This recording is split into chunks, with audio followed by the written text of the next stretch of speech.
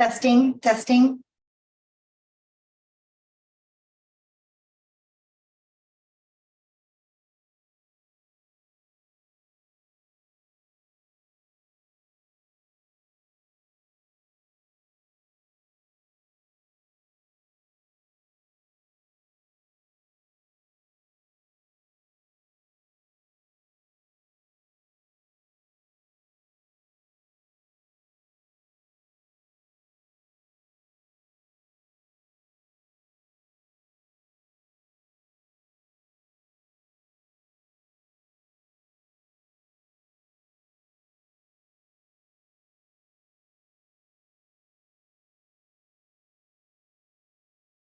Testing, testing.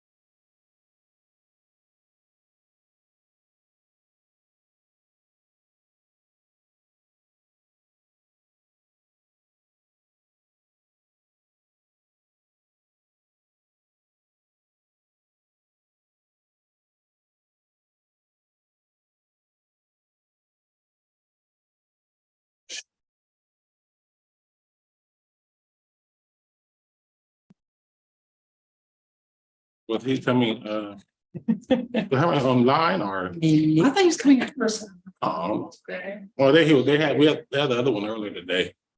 I know that Students. sure was. Doing successful, yeah. Are you normally on Monday, this committee? Not normally, All right, normally Wednesdays. Oh, he is online today. all right, we're gonna give 30 seconds and then we're gonna get started. Did you say yes to those volleyball stanchions? Just I forgot. Yes, to vote. I don't think we've talked about, he'd send us some information on it. We can, yeah, but I don't, I'll figure it out. well, if you want to buy them, that'd be great. Because you know how much I spent on your shot clocks? I mean, are you? So much money? I can't Hey, even. I It's asked gonna take her a questions. long Well, I asked her questions. Jeez.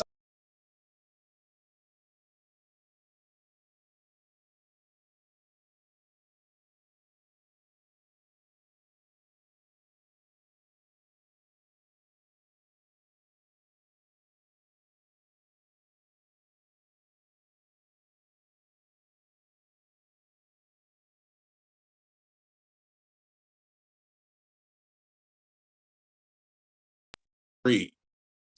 We have a couple things, few things on our agenda. Bond planning on the Whitaker site and Jefferson modernization. So I'm gonna just go a little bit out of order.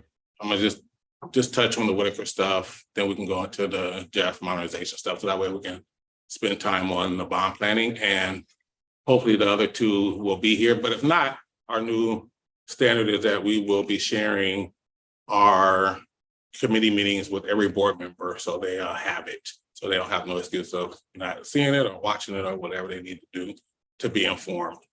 So this will go out to them directly as well. So we'll start with the Whitaker Adams site.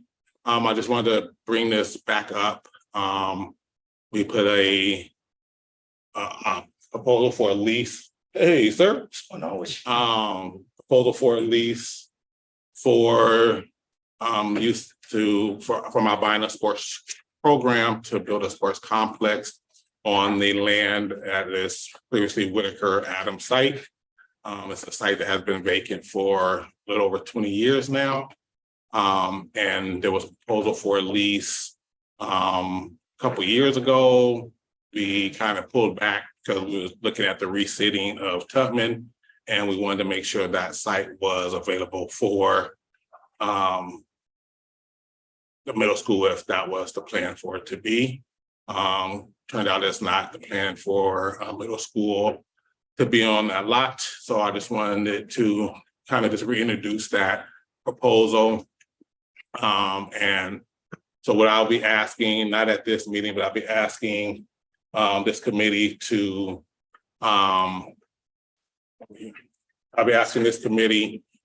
to make a proposal for us this to go to the full board, so we can get a decision on that. I want to do it in two parts. I want to do the lease piece first. I also want to look at how we can do this as a partnership with PPS. I think there are some great things that's happening. I think the timing is right. There's some things that's happening in the city around sports and entertainment that I think could be beneficial for our kids here at PPS. So I want to look at it as more of a partnership. And so that's kind of the stages I want to bring it in. I probably will ask to send this to the full board at the next facility operations meeting. I'm gonna have some things I want to introduce, some additional information, especially around when it comes to funding and things like that. And just so that at least the full board can make a decision one way or the other. So besides that, the next I'll hand it over to Dan. So quick question, is there any direction or expectation from staff as far as Nope. Sorry, are we at the Jefferson High School? No, we're Organization? doing Jefferson now. I was talking about the Whitaker. So we Whitaker site. moved. So what are you bringing, a resolution? Sorry, I have sorry. us, yeah, so basically the next board meeting, I'll have us move the lease to the full board so we can get a vote on that. But I have some other information I want to bring in to present to us here. And do we have the lease or is it? Well, no, that's why I said I have to, that's why I want to bring it. Okay, sorry. Is it, I just want to understand what Because it's. This is why you're Go supposed to move. be on time. I At was the in the meetings. parking lot. Sorry, excuse me for being late. This whole. Definitely. Also, Sorry. Order. I did change the order. We wanted to make sure we got to the bottom stuff. So Okay. I can just update you on that. So is it a resolution to enter into a lease? It's not the actual lease itself. Correct. Okay. That's what we'll go to the board, yeah. Okay. All right. Do you Yeah. want introductions? Introductions, yes, thank you. Sorry about that. No. So we will start to my right over here for introductions. Terry Rock, Communications Department. Kara Bradshaw, Executive Assistant. Natasha Garcia, Project Manager, Office of Operations. Dan Young, COO. Rainey Cresswell, Senior Director for the Office of School Modernization. Everybody, my name is Myung Lee, and I'm the new kid on the block, I guess. I'm the new interim deputy superintendent for business and operations. I think I got that. Yes, welcome. Great to be here. Eddie Wong, board member. Julia Brim Edwards, Board Member and Committee Member. Gary Hollins, board member. Herman Green, board member and committee member. I am Cheryl Proctor. I'm the Deputy Superintendent for Instruction and School. Things. Roseanne Powell, Board Manager. Dana White, Director for Planning and Real Estate. Marshall. Okay. Awesome. All right, so let me just get a couple of housekeeping rules real quick. So we start a new year, it's a great time, looking for us to really like think outside the box on things, be direct with people this year. I learned a lot for the last couple of years that we've done this when we talk about things with facilities. So my charge for us is to, when we are talking with the public or talking with communities, that we just be direct with them, as forward as possible, give them information that they need. As far as the committee goes, I love slides that are 5 slides or less. I don't really need a whole lot of pictures, and just five slides or less would be great. I feel that folks should be able to say what they need to say within those 5 slides. We try to be on time and get out on time. I try to leave in an hour and a half most of the time. So if anybody have any questions about those or comments or suggestions, please keep them to yourself. No, I'm joking. All right. Okay, You're up. Next topic is a Jefferson High School modernization update. And hopefully all the board members saw a memo that went out late last week. We are going to come back and provide a comprehensive update of the Jefferson modernization here very soon. But sequence with some of the discussions that we're having, we're meeting with staff this week. We have a community event this week as well, focused on families and students. We won't be able to bring you that information. We just don't have that quite yet. So today we didn't want to certainly ignore the project. So we want to give a quick verbal update, answer questions that you might have, and then we'll be back at the next meeting or sooner if we'd like to bring us back sooner as well. So with that, I will turn over to Mary. Thank you. He stole all of my thunder, but that was pretty much my quick update. Really, it's just to walk you through some of the things that we talked in the memo about. At the time that we met, the last Facilities and Operations Committee, in the project, we're just starting to dig into the cost estimating of the schematic design set of drawings. Schematic design is the earliest phase of design after comprehensive planning. It's the piece where we start to flesh out through the general sizes and adjacencies that we had developed in the planning process.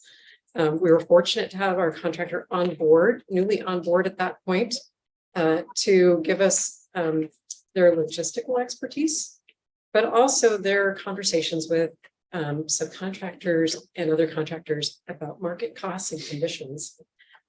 As part of that process, we were doing those cost estimates. We got them back. They came back significantly higher than our budget.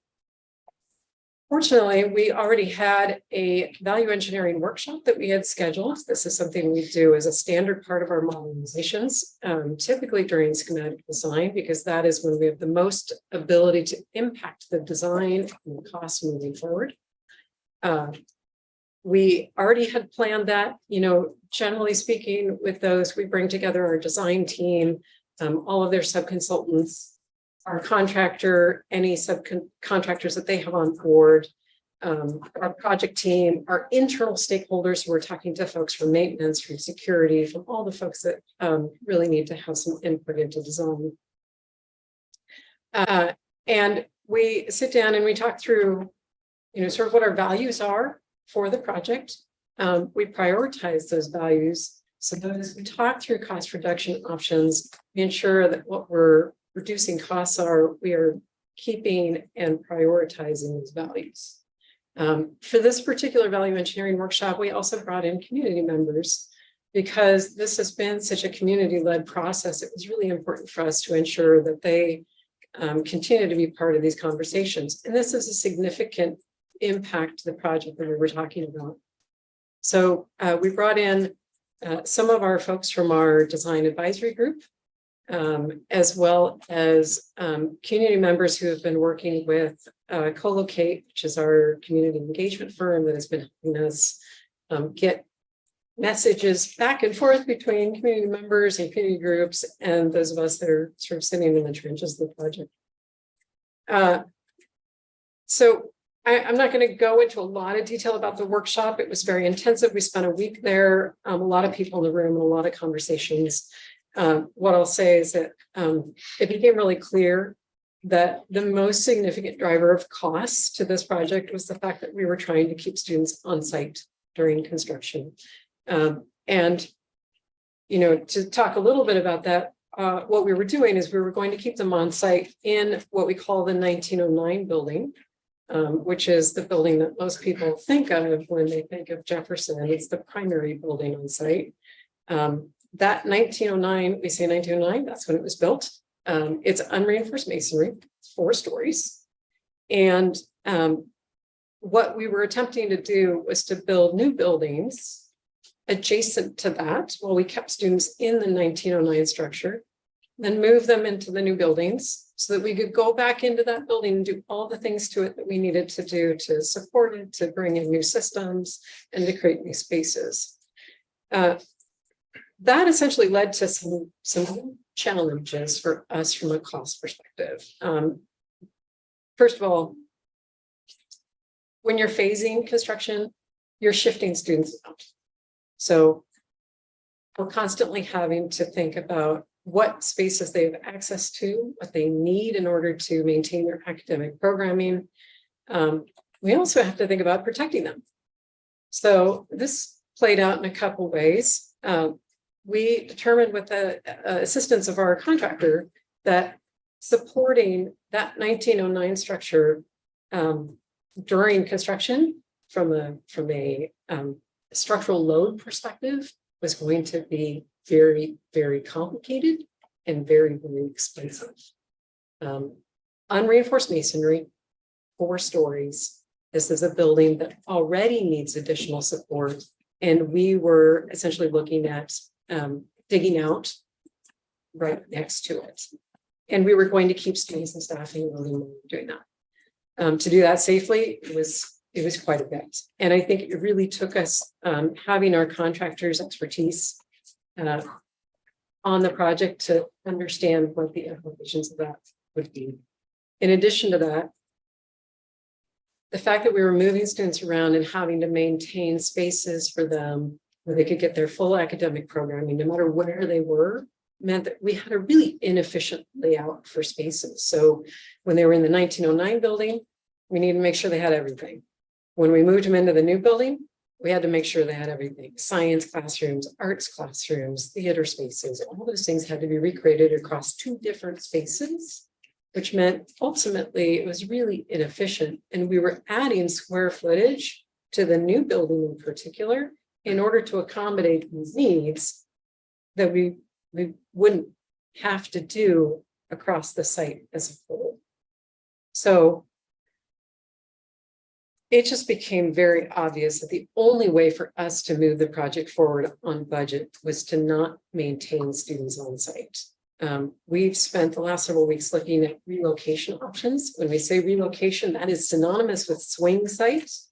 We use both those terms, so you'll hear us say swing or swing site. That means moving them off-site to another location to continue their education while we're doing the construction. We looked at several options. We've been discussing them with stakeholders. We have determined at this point that the Marshall campus is the best option for a swing site in order to address academics, athletics, and existing partnerships. We are communicating that out through various means. At the moment, we have had conversations with our internal steering committee, with our design advisory group. We have a Jefferson staff meeting coming up on Wednesday morning. On Wednesday evening, we will be meeting with families and students from the Jefferson community and from Jefferson cluster schools. What day is that? Wednesday, 6 p.m. in the library. We will also be meeting with our bond accountability committee. Next Monday, we'll be presenting the same information to them there. And we are going to continue working through what this means in terms of swinging to Marshall. When I say what this means, we have a lot of folks who have questions about some very particular things. We are working through a lot of those details, but just to note, the middle college program, sorry, it's a partnership more than a program, to be clear. That will be integrated at the Marshall campus. The details of that we are working through. We're working through that with PCC. So we will make sure that that continues. It may continue in multiple iterations. And so we ask that everybody be flexible as make it work with the site that it's in. So we will look at PCC campuses that are closer to Marshall, as opposed to transporting students to the campus closest to Jefferson. We want to make sure that what we're doing is in the best interest of students. So we'll be looking through those details, working with PCC on those. We are also working on transportation. We will be providing transportation for students to Marshall, as well as transportation for middle college activities, for after school activities with SEI and other partners, existing partners. We will have more information on that as we work through that. But again, it's a lot of work in progress as we understand where students are coming from, where they need to go to, and how we can best get them there.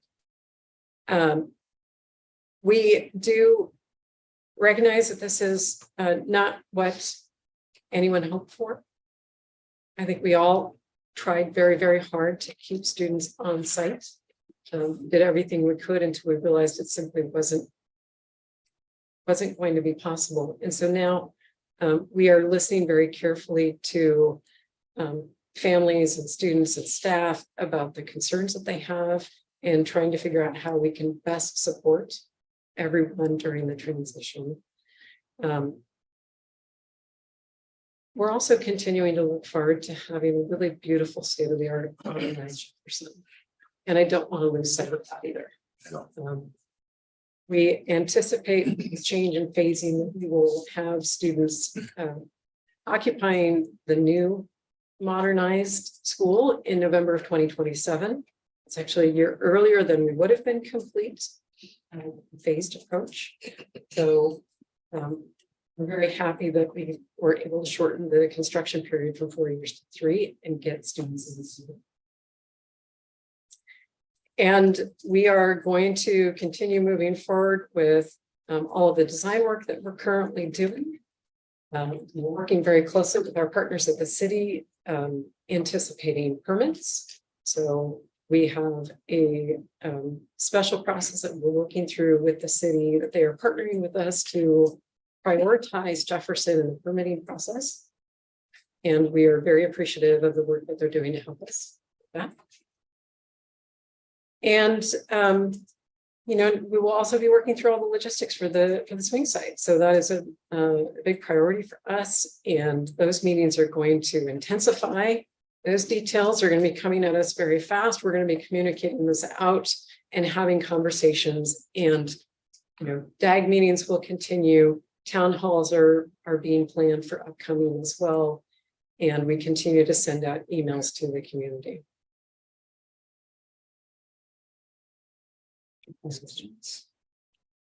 Yes, good.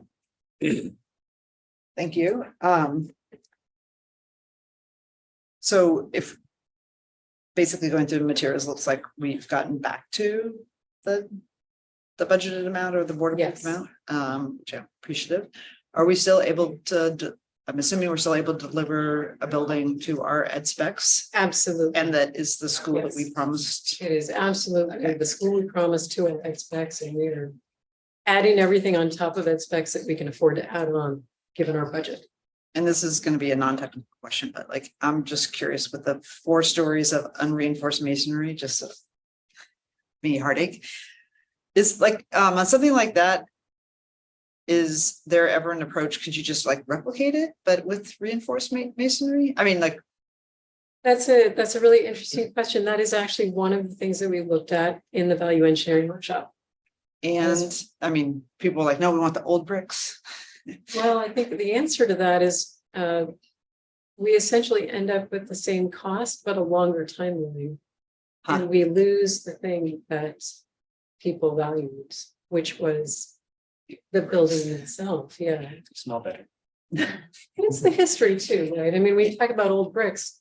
Those are the old bricks that, your parents and your grandparents touched as they went by. There's a lot that's sort of contained in that from a cultural. And so somebody who went to a closed high school, so I appreciate the appreciation for old bricks. I was at Benson, so. no, I'm joking. You got your old bricks. I was just wondering if it's like a safety standpoint, like it.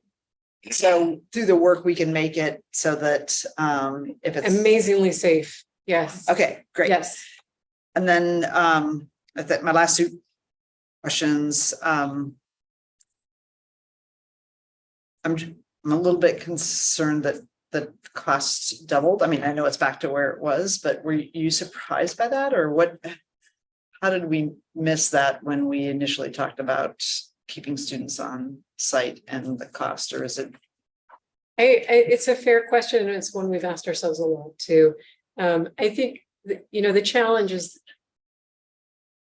we've never tried to support 4 stories of unreinforced masonry from literally right next door. We're not talking, like a street away.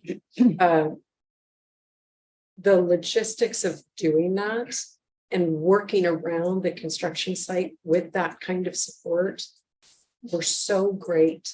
I don't know that we could have anticipated what that meant. We were so focused on really trying to honor that desire to have students stay on site. And then to request, could you add Roosevelt High School and Franklin High School to the cost per square foot, just so we have all the high schools on it? I noticed it started with, I think, Grant versus the first. I will go back and look at. Yeah, there's a chart that has that, but we didn't necessarily intend, we sort of started at one point because we were like, okay, we need to stay really close. We need to be right. But happy to go back and look at those. and then the last question is, if we move it off site, because my understanding of the long-term staging was with Jefferson staying on site, that we could get started earlier with Cleveland or Ida B. Wells, because they're also swinging in there. So what impact does it have on those? I'm channeling. Yes. The Cleveland community and Andrew. Of course, yeah, of course, and we're having those conversations internally as well. Ida B. Wells, the conversation we had during the conceptual master planning process, prior to it being put on the bond measure, we anticipated they would have to swing on site, similar to how Lincoln did it. And in large part, that's because of the layout of their site, the opportunities that we have available there, the challenges of timing, et cetera. So there were a number of things that we kind of looked at with them. With Cleveland, we were very hopeful that we'd swing to Marshall. as sort of the baseline for the cost estimates we put together for the bond measure. Now, like everything that was done during the conceptual master planning, that's a baseline. When we go back through the comprehensive planning process, we will go back and truth all of the assumptions that went into that. And I think one of the things that we came across with Cleveland as we were doing the conceptual planning is that there were potentially multiple options for how we might move forward with a modernized Cleveland. Those are options we need to spend more time with. We are starting that comprehensive planning process right now. There are other options out there that may make sense for Cleveland. They're attached to their bricks too. They're also. Yes. So there's a lot we're gonna have to figure out over the next several months as we work through that planning process with Cleveland. So it's not necessary. I'm just, That's and I was just gonna make a comment. I don't need to go further, but what you said about IDB rules is different from our last board discussion. So it's something I'd like to circle around, not now. Okay. Anyone else got any questions? No, I think that it's a great idea. Roosevelt stayed on site and it was trash. And so I'm not really, I was never really in favor for Jeff to be on site because I felt they got a shabby job and I didn't want the two Black schools and the students of color to get a school that was not done well. And me and Dan have had this conversation. So I know Dan did a great job. This is not a nod to you. But yeah, so I feel like this should have been the option. We should have been trying to figure out how to work through and how to get to. Oftentimes, until you've actually gone through it, you don't realize all the effort that it takes to try to keep a student on site and do construction work at the same time. You're limited in what type of construction can be done during certain hours because of all the fact that you have kids there, the type of machinery and equipment that you have to have on site. All those different things change the game on what you can actually do, which in turn extend the amount of time that you're going to be doing the work that you're doing. And when your heart is in, it's just like, no, I want my kids to stay. No, I don't want them to be moved. What if they don't want to come back? People are going to come back. They're going to come back. It is what it is. I respect everybody's ideas, concepts, thoughts around why this is important. At the end of the day, though, I want to make sure that we get a school that's not going to be subpar, that no stones are like left unturned. I want us to look at every single solitary thing. And I want to make sure that when they walk away from that school, that there's absolutely nothing that they have to hold their head down about. I want them to be walking through saying, this is the University of Jefferson versus, like they gave us a school. It has to be top notch. It just has to be. So I say, let's hurry up and get to it so that we can figure out what we go do with Cleveland and their attachment to their bricks. Any questions? Yeah, I mean, I've taught in a school that under construction and it's awful. So I think the moving would be better in the long run for everybody. I just have a quick question about timeline. I know it's a little bit early, but so if we're moving Jefferson to Marshall, we're thinking 2-3 years, right? And then the hope is that Cleveland would also, so that means the earliest that Cleveland would be able to start would be 4 or 5 years. So, I know it's jumping, it's kind of ahead of the game a little bit, but I was curious. so students would move out of Marshall back to Jefferson over the summer of 2027. So they could starting school, which would free up the Marshall campus at that point. However, it may be that the Marshall campus is not the best option. Right. And I think that is the piece that we have to go through this planning process and identify what we're doing in Cleveland in order to identify where students are. It also determines the timeline. Where has there been, like, in terms of talks of other options, like what are there any other like ideas or inklings, or is it just kind of, I mean, I know you mentioned like sites and stuff like that. For Cleveland. For Jefferson. For Jefferson, yes, there were other options that we looked at for relocation. We had some limitations on what we could look at based on zoning.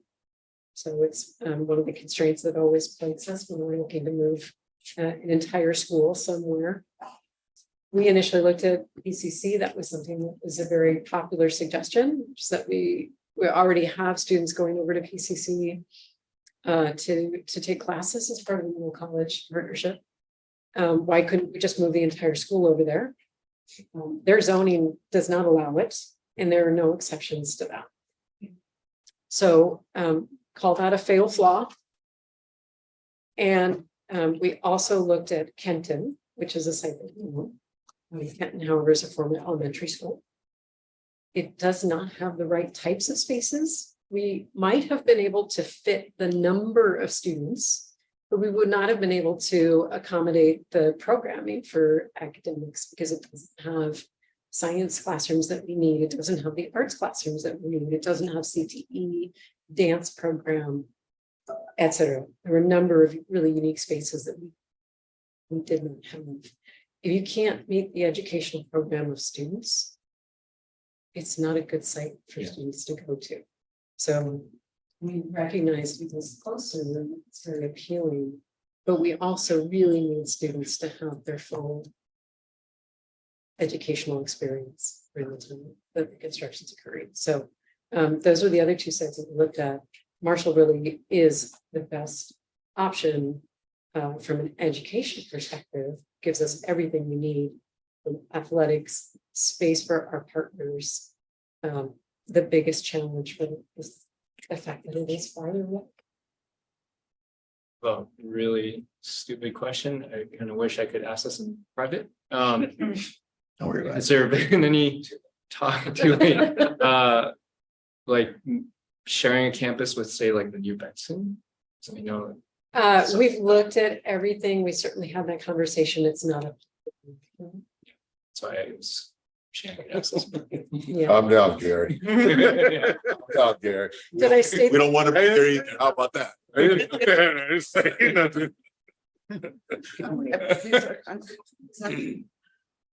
you saying that there would be another option besides Marshall for Cleveland? Certainly some of the things that we looked at included swing, it included new construction, it included other sites for construction. There were a number of things that we needed to look at further.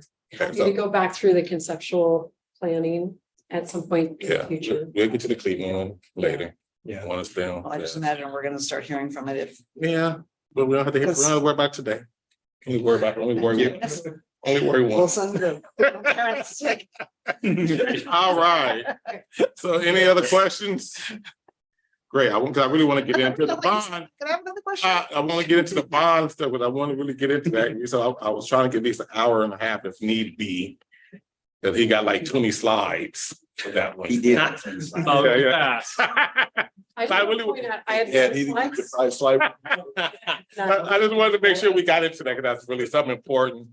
After this as well, our goal is to come up with a subcommittee for the bond program so we can have a committee that's just focusing on the bond work.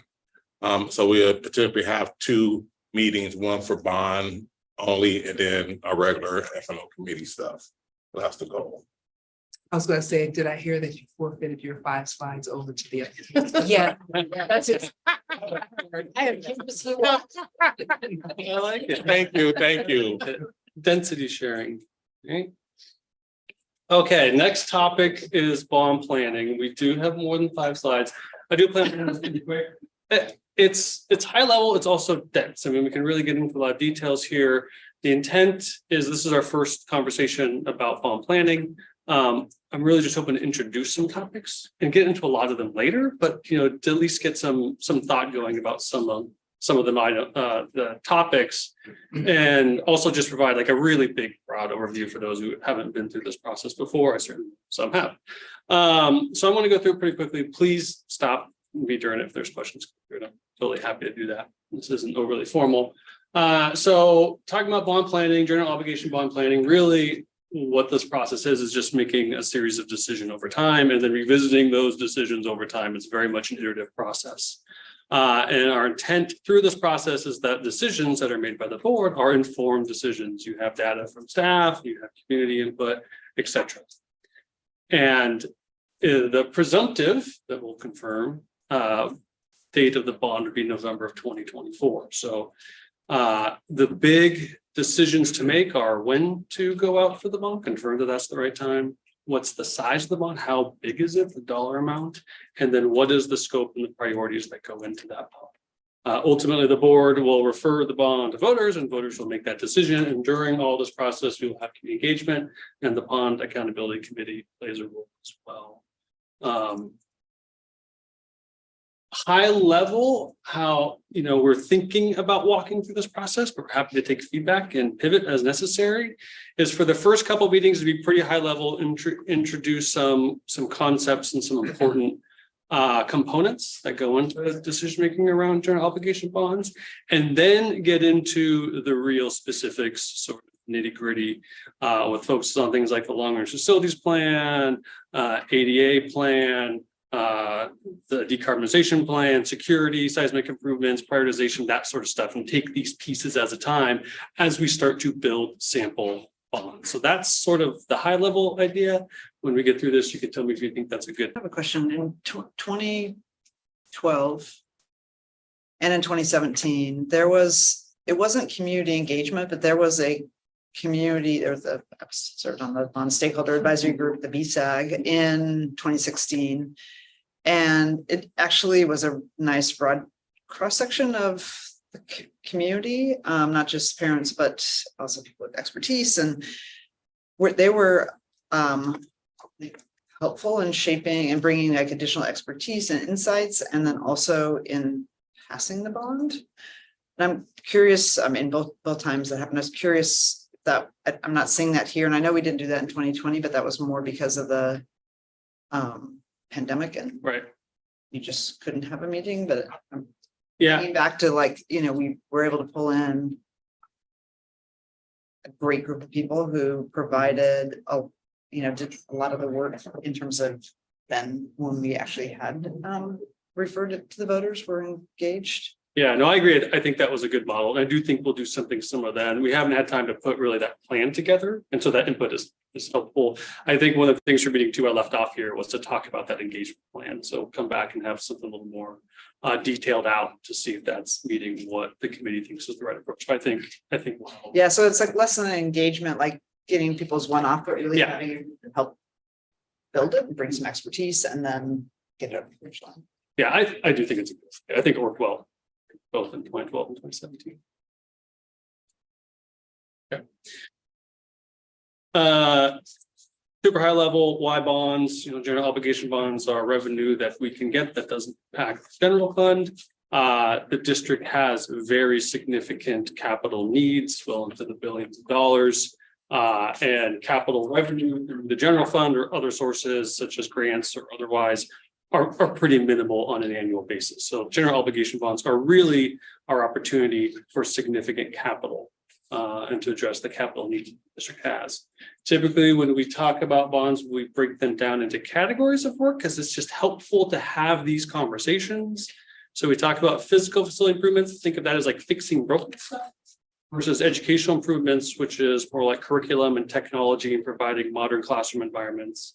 Capacity is building new capacity where we might need it, or augmenting capacity where we might need it. And then modernizations are effectively a combination of all of those. I anticipate as we do this process, because we have a long-term capital improvement plan, and these are really a series of bonds, there will be questions about how previous scopes of work were prioritized. And so I think it's just good to surface. There are guiding documents, some that date back over a decade, like our original long-range facilities plan that helped guide the first 2 or 3 bonds, and things that those included were like focus the majority of the funds on modernizations because that's the most efficient use of funds.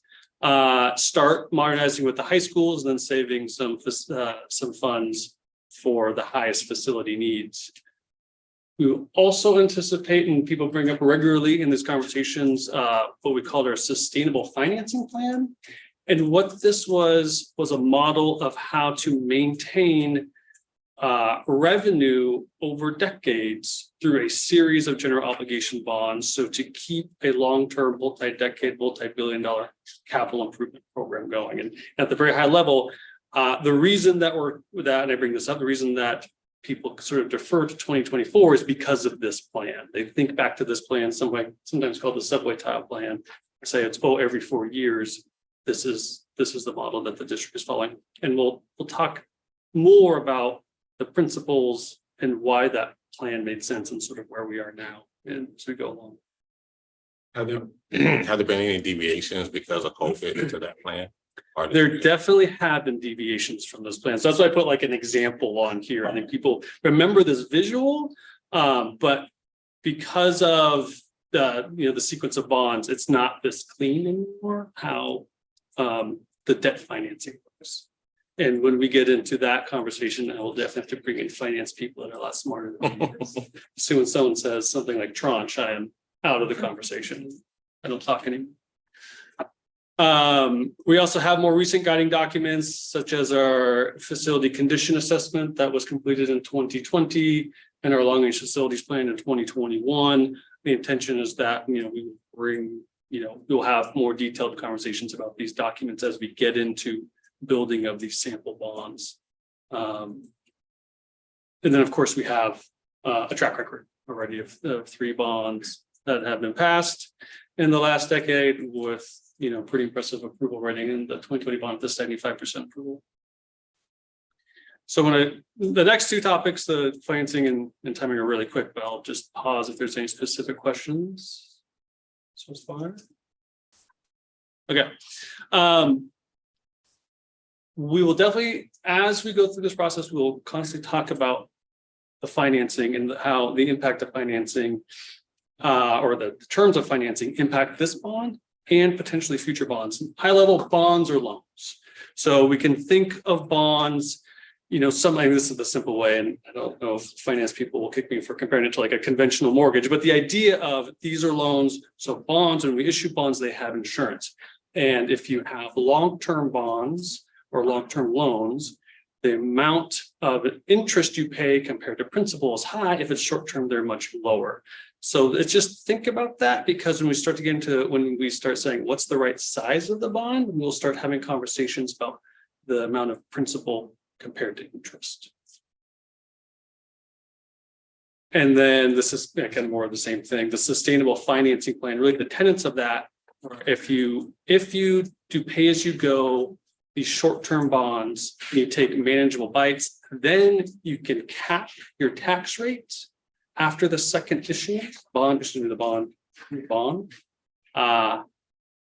And third, fourth, and subsequent bonds you can refer to as a renewal, because you're retiring debt at the same time you're asking voters for new debt. I realize that probably just sounds like a bunch of words, but I swear it will come back later when we bring in our financial advisors. Yeah, I thought just one question about that. So we're talking about our second bond, which was 700 something million, 790. So are you saying that if we cap it there, I mean, every bond after the 1.2 will be at the 790? It's Or the that rate. the tax rate would be at? It's the rate. Okay. Right. So the subway tile has the x-axis, the vertical. What that is trying to show is the tax rate, and saying if you follow a plan like this after your second bond, that will be the top of your tax rate. So that third bond, it slides in there because you are retiring debt at the same time you're asking to issue new debt. And so if we went out again in November of 2024 with a renewal, do we have an approximate understanding of how much that would raise? Good question. And these are the ones where we're going to want our financial advisors to come in and kind of present. And I'm thinking of the form of printing, like kind of small, medium, large, because the bond debt structure we have now is not primarily short term. A lot of it is long term. So when we think of the very first bond in 2012, the district didn't have any capital debt. That's the right term, but didn't have any debt we're paying against general obligation bonds. So it was a clean slate. So there was no existing regular payments to think about to go against that taxable value that comes in. We now have debt. So it's not a clean slate. So when we look at a 2024 bond, we need to think the revenue that's coming in is already paying for debt that we've issued. So the question is, do we have enough to get what we want with just a renewal? Or do we consider increasing? Or consider longer debt? And then I think really the question is 2028 realistic if we do longer debt? If we The next- following the I mean, the next 4-year one cycle. go like 29 or 30 or something. I think Carol recommended or mentioned looking at 6-year. Carol has, yeah, with Piper Jaffray, our financial advisors, has talked about considering how the debt is, and I won't speak for her, she's way smarter than me, but you might consider getting off that sequence. Which is, I think, like a quick segue to timing about when we think about the timing of the bond. I submit, we want to think not just of this one, but that next. Think about this bond, the upcoming bond, and the over capital program and things that will come into play. Well, how will this one affect future ones? Also, how much existing work do you have? If you go in 2024, where are you with your current work and how much money do you have? And do you need to go about that? And I honestly think that's less of a conversation about 2024 than is 2020. I think I said one more. That's the same one. It is the same. I don't know why I did. You wanted to be stuck. I guess I did. Or I just did on accident. So that's really in the presentation. In some feedback, that any feedback that you have for staff is helpful. But one thing that, we're sort of curious about is are there initial priorities you think that you think will need to be in a 2020 bond, or kind of a top tier consideration, whether that be categories of work or these are just different types of work that fit within those categories. And those categories aren't, it's a wavy line, it's a super hard line. But these are some things that we know we need to address, and then that we've also heard about. So I'll stop there, see if there's any other questions and feedback I have. Questions? So I'm gonna go back to one of the early pages. One thing I didn't see on here that it's a pretty standard list of all of the capital needs we have. Is air conditioning moving up your list of items? It's not on here. I know we spent a lot of time on ventilation, but I'm curious. I say everything else are things that I think are pretty standard. Yeah. Things that we've talked about in the past, but air conditioning hasn't been on the list because we live in Portland. Yeah, we do. We do think about air conditioning. So all of our numerization of air conditioning and all of our HVAC replacements or mechanical system replacements that we're doing now. Heat is the bigger concern because we're in school longer during the winter, and so heat is actually our number one work order, number one. It's lack of heat, but those come together. So updated mechanical system also has air conditioning. Smaller scale air conditioning is really challenging, like the local units, the window units, that type of stuff. We were looking at actually lots of different options to do that, but really the best way for mechanical cooling is to replace the whole system from a capital perspective for certain. Did that answer your question? Yeah, so it would be, well, yes, it's on your radar screen. You're thinking about it. So when we see an HVAC upgrade, usually does that means that Air conditioning comes with it. So when it's a replacement, absolutely. Sometimes we might say we're doing HVAC improvements. You use HVAC often shorthand for mechanical, even if there's not air conditioning in it. It's just short term that people use. But if we're doing a mechanical system replacement, any of our new schools, they have air conditioning. That's part. one of the things that I'd be interested in is seeing what the list of schools they have, but besides all the new high schools. And then overlaying it with the Portland heat map. So those schools that are in sort of the 82nd to 205 corridor, with a lot fewer trees, a lot hotter. Same thing with all the schools around down I-5. And just where we have air conditioning, just because those schools are a lot hotter than if you're sitting in a shaded. Yeah, that's a great suggestion. We'll do that. for two reasons. One, just tied to where we have air conditioning, which isn't very many schools. I think it's a dozen-ish. And also we're piloting different programs to try and cool schools with different ways. And I won't go into details there, but we just don't have a lot of data, either of which schools are the hotter schools or which classrooms. So it's pretty anecdotal data we have now. So we're trying to figure out better ways of where are those actually more uncomfortable spaces, so we can try to target these pilots that we're trying to do there, and ultimately the improvements, if it's a window film or something else, that works well. Yeah, we'll do that for sure. Anyone got any other questions? No, I'm good. I'll just Go move ahead, on. go ahead. And this is maybe for you, Gary, what do you envision as the process? Because there's always like billions of dollars, and then how we're gonna go through our prioritization process.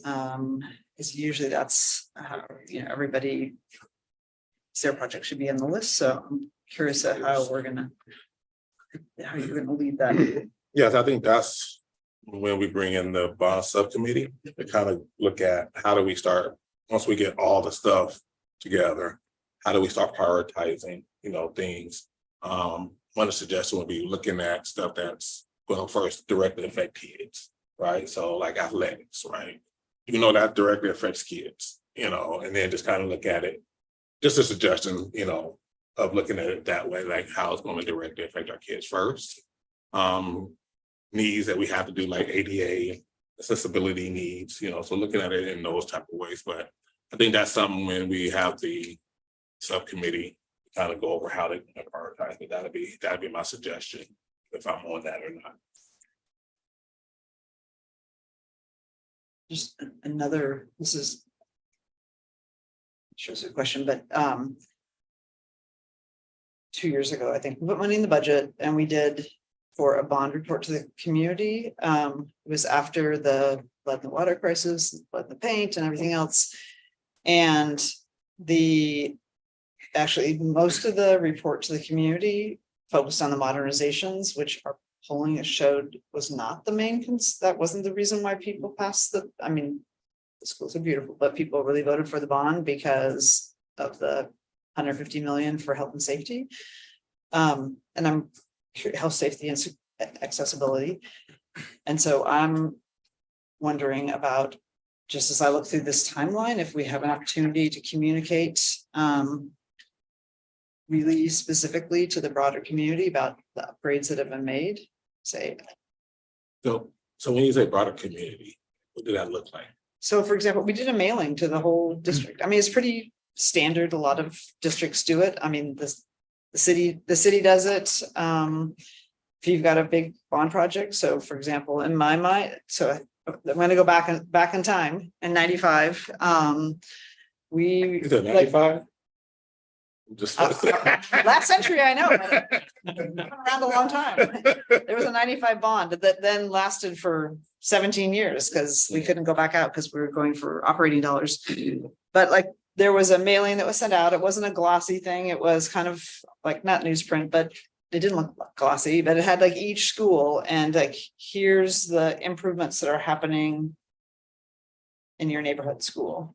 So that people could see, because especially a lot of the health and safety ones, I mean, parents are pretty concerned, like, did my school get a, lead drinking water improvements or what seismic improvements have happened?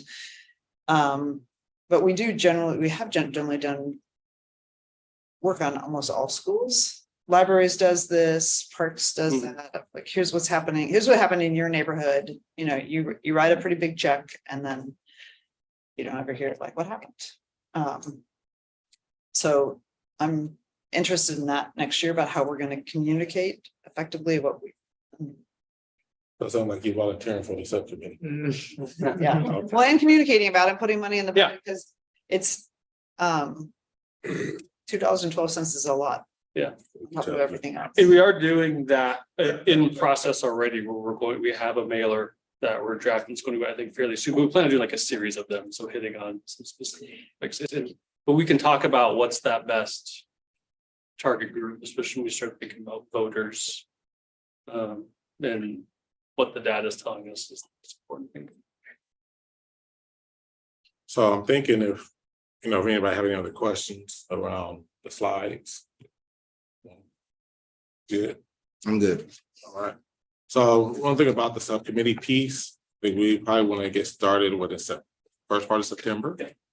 And they should probably be alternate weeks. Or I think we talked about doing it like the hour before. Can't remember what we talked about. I think either way works. So what do we do between today and probably the first? Thinking we'll probably get maybe 3 folks for the bond accountability subcommittee. I will get you their names. I will ask the rest of the board who wants to be on that. And then you can try to set up a time and schedule with them.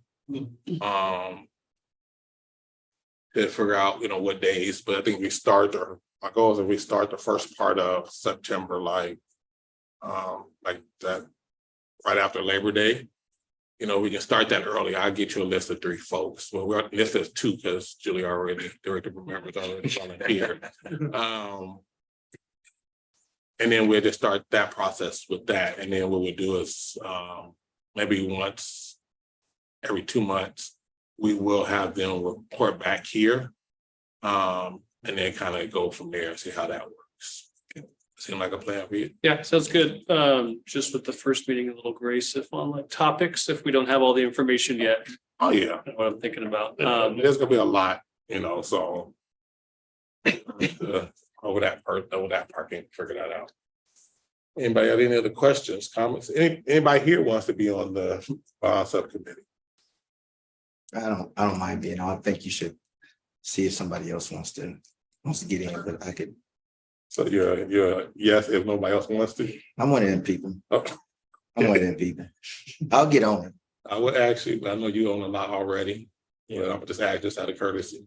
You don't have to, no pressure. I'll think about it. Okay. Can I ask a question? Yeah. What's the goal of on subcommittee? To get to the end road for this, Like the prioritization? everything. The referral. The referral and all that stuff, and then they just bring that back up to us, and then we refer to the board and go from there. But the goal for the subcommittee is to literally deal with all of this. How we're going to push it out to the voters, what that marketing is going to look like, how we're going to get everybody on board, how we're going to rally all the people together. Because I believe at that point, it becomes on us to go out and beat the drum. Fundraise. And say, this is what we need to do. It moves from being a staff thing to being a us thing, saying this is what we need. This is why we need it. We got to get in front of everybody. So this is when we use the political capital that we have to go out and shake hands and kiss babies and say, I'm going to need you to put some of your money up to help us get some of this material out there because we got to get this done and we need everybody to know. So shake hands, kiss a baby and give me $100,000. Let's go. That's the situation. And then so that this Simple. committee doesn't have to take that work on, that the subcommittee will focus on it and then bring it back to this larger. Yeah, so from my understanding, once it gets ready to go out, then the board at that point takes the reins and fundraise and push it and all that stuff. Will it come Once back it to all this gets done. group before it goes out to the board for review? Yeah, Yeah, I think so. yeah. It can be the first, It yeah. goes from the subcommittee back to Here, here. and then we'll refer And to then the we refer board. to the board. The board then says, yes, this is what we want to do. We like it. We gotta get to work. And then we start working all over again. May I ask, just to clarify? Yes. Is the subcommittee meant to be composed of members of the facilities and operations? Doesn't committee? have to be. Doesn't have to, so it's not necessarily a subcommittee of this committee, it's sort of a special committee of the board. Well, it'd be a subcommittee of this committee, it just will have other board members, could potentially have other board members on it. Yeah. All right. Any other questions? Comments? All right, meeting adjourned. All right. 5:30. Real time. You real time. Good. boy. You real time. Yes, real time. Hey,